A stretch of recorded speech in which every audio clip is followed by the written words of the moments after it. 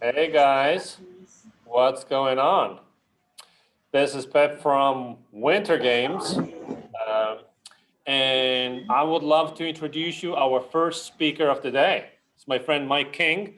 Last time we hung out in Austin when conferences were still taking place in person, but here we go. Now, a different world we live in. Mike is a founder of iPullRank, a technical marketing content strategy agency.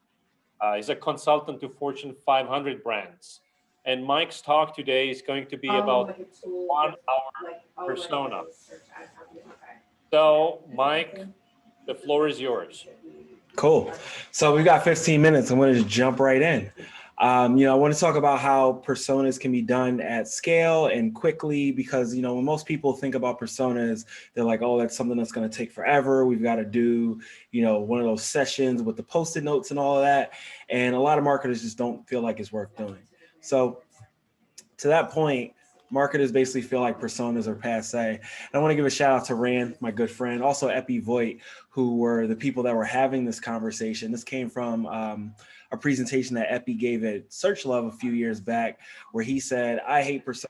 I want audience segments with real data. And he also says personas are a bunch of marketers goofing in a room, coming up with alliterative names because they heard it's important. So most marketers prefer this idea of just like guessing and checking, where it's like, all right, we have an idea, let's put it out, see if it performs, and then, ramp up or ramp down based on that. Well, the reality here is that your data was never actually as real as you think it is. And I wrote a blog post about this recently where I talked about this idea that, one, there's always been data loss from how people use the web and so on. And all the different browsers and so on have been taking steps to change how they're allowing things to be tracked. And your data was never 100% representative of the people coming to your website. So of course, we're seeing that cookies are going away due to things like ITP.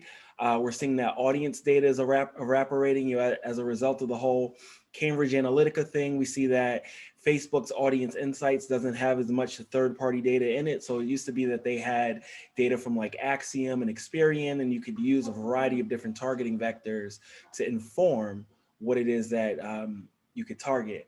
And then there are the tools that we use in search like Hitwise and JumpShot that were both recently shut down, largely because Hitwise depended on data from JumpShot. But that was the data that, Rand himself was using pretty heavily to do a variety of studies. I believe Eric Inga was doing a lot of studies on this around search and so on.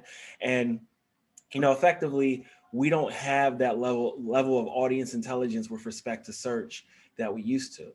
So we're moving to more of a first-party data world where it comes down to the data that you can collect directly rather than data you can get from third-party sources, including analytics.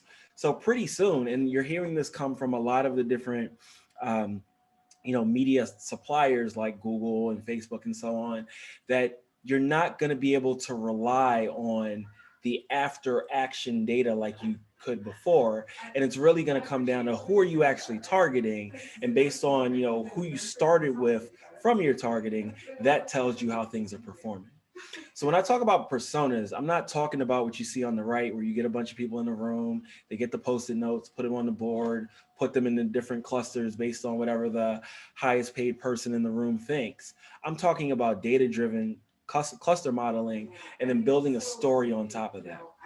So when I talk about personas, it's not just for the strategy, it's also for the measurement. So what you're seeing here is these advanced segments based on those data points that represent each of these different personas, or frankly segments, in the data. So we can say like, okay, the active Amy persona is the one that's coming to the site far more than the other two. And then the fourth one, energetic Aaron, is the one that comes the most. And then here's how these different personas actually convert. So based on our messaging, we can do a variety of different things to see, how can we get these personas to react differently to what we're trying to do. And then mapping your personas and analytics is not just, leveraging the data that is naturally in analytics. It's also the custom dimensions and custom user properties if you're using GA4. So whatever first party data you're collecting as people are coming to the site, whether that's like pages they viewed or other data points that you're collecting, you can use those to inform or tag a given user as a persona. And then back to this point of, what are you collecting or what are you understanding based on your targeting from the paid media channels? Well, use your UTM parameters, excuse me, to indicate what type of persona you targeted. And then that way you have that in your analytics as well. So beyond that, you also want to be mindful of the user journey, because it's not just like who are the users or how are we segmenting these users, but it's also how do we measure the stages of that user journey. And so by using content groupings in analytics, you can do this very same thing. And I wrote a blog post about this, how you can use GTM and content groupings to map all your content to the different stages in that user journey. So ultimately what I'm saying here is that measurement is data-driven storytelling, and so are personas. Personas are just this people layer of things, right? So getting to the core point here, how do we actually build a data-driven persona in 1 hour or less? Well, what it comes down to is you enriching your first-party data and using cluster modeling to generate these personas. And so what we're going to do here is we're going to take your email list, which I hope you've got because you're a marketer, and you're going to upload it to a tool called Tower Data Intelligence. Then you're going to choose the features that you want to use for building out your segments and ultimately your personas, get that data set, run what's called K-modes clustering on it, and then based on those different groups, write a story on top of it. And just to be clear here, there's going to be a little bit of code involved, but I've given you all the code in the form of a Google Colab notebook. So all you got to do is upload your data and change a couple variables.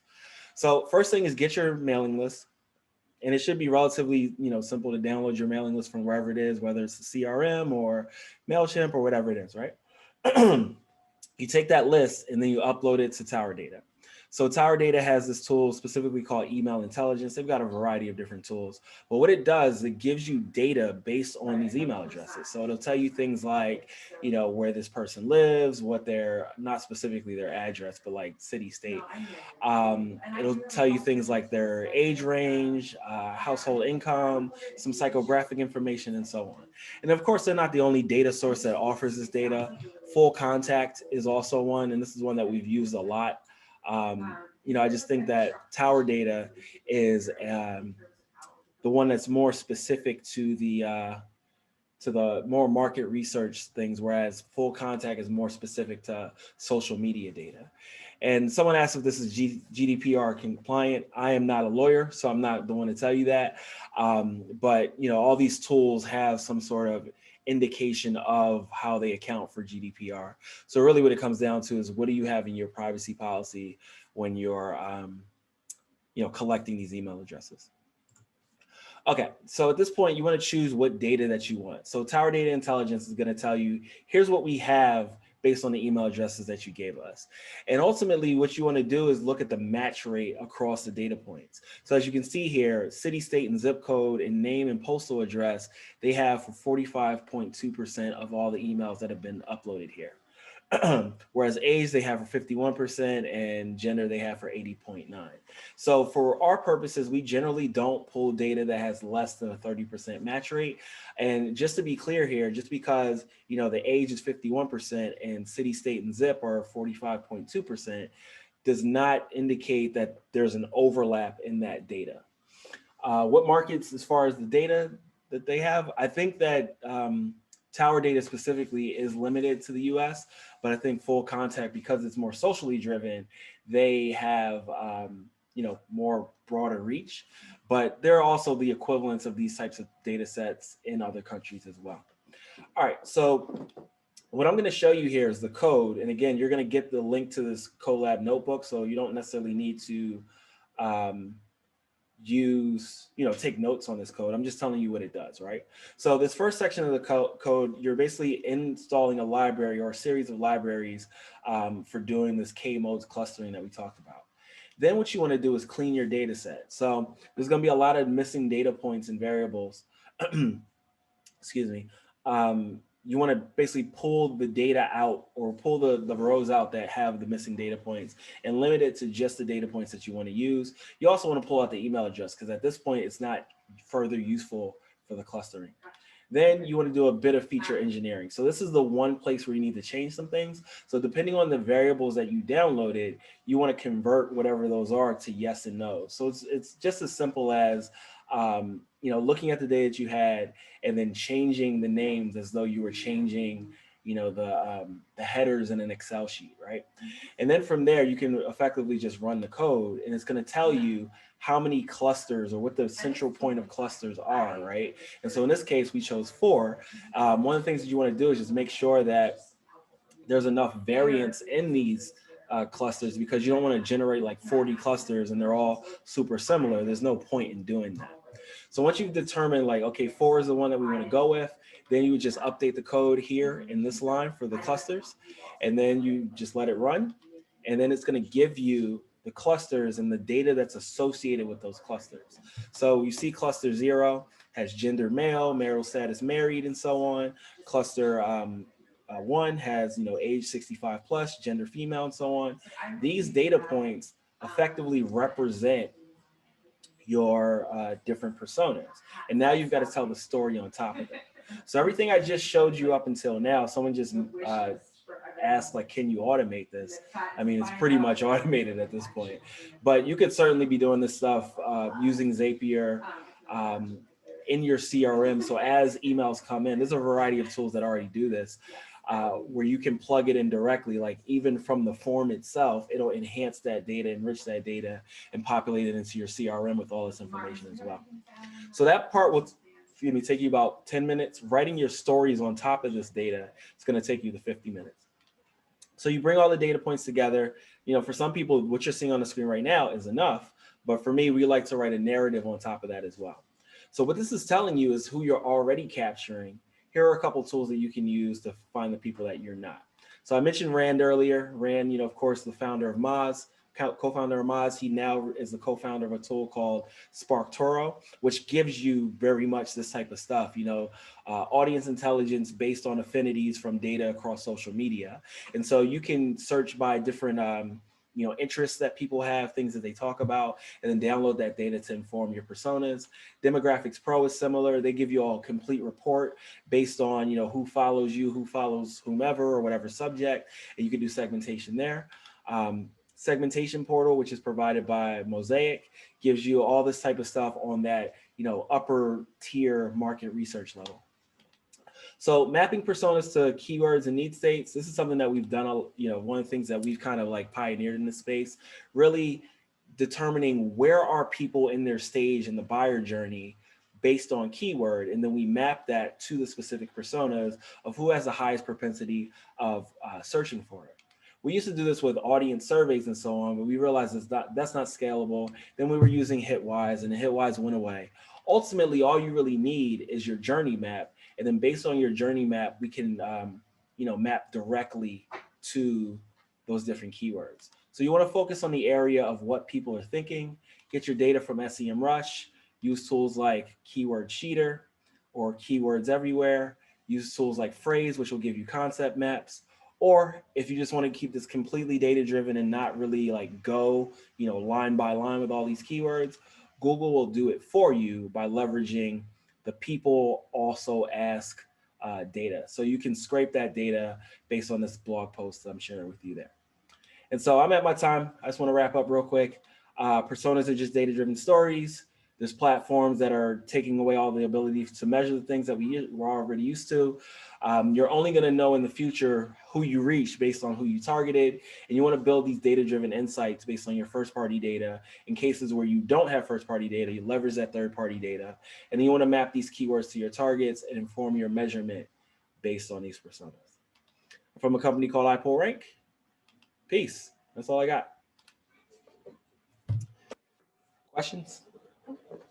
How large of a data set should we use? I mean, it really just depends on what you have. Obviously, we want a statistically significant subset of whatever data you have. But if you only got like 100 emails, obviously that's not going to be that valuable. But if you're talking about you've got like, 10, 20,000 emails, a representative sample of that should be enough. Hey, Mike, you dropped a bunch of tools at us right now. Hard to keep track. You mentioned a blog post. Where can we find a blog post that walks us through this Yep. process? Just go to ipullrank.com. You can use our search bar, look up persona-driven keyword research, and you'll find pretty much everything I said here. And Is also the this deck. Yeah, I'll give the deck to you guys to distribute as well. cool? Is this more of a B2B use case? Can this be used in a B2C setting? It can be used for either. We find that the data is more rich for the B2C stuff, but it works really well for B2B as well. Okay, well, do you have an example of when you use this and then, what were the results? Sure. We use it for every single client. So I'll tell you right now, we work with one of the bigger financial services companies with their home lending group, and using the persona data to inform our strategy, we ultimately yielded something like I believe the number was 7,200% increase in leads year over year from organic search from this project. Awesome. All righty. Well, this was a fast lightning talk by Mike. Mike, thank you very much. I'm throwing your link here in the chat for everybody to go see and study this as a follow-up. And if people have specific questions, can they hit you up on Twitter or? Yep, absolutely. I'm iPullRank. You can also hit us up at iPullRank Agency. People are answering, standing by right now. All righty. Let's see. Can we take one more audience question before we wrap up? Yeah, absolutely. Okay. So Nuno is very grateful. Awesome, Nuno. I'm glad it was helpful. Martin is impressed by results. Okay. Well, if there are no more audience questions, then thank you, Mike, and I'll see you on the internets. Absolutely. Thanks, Pat. See you later.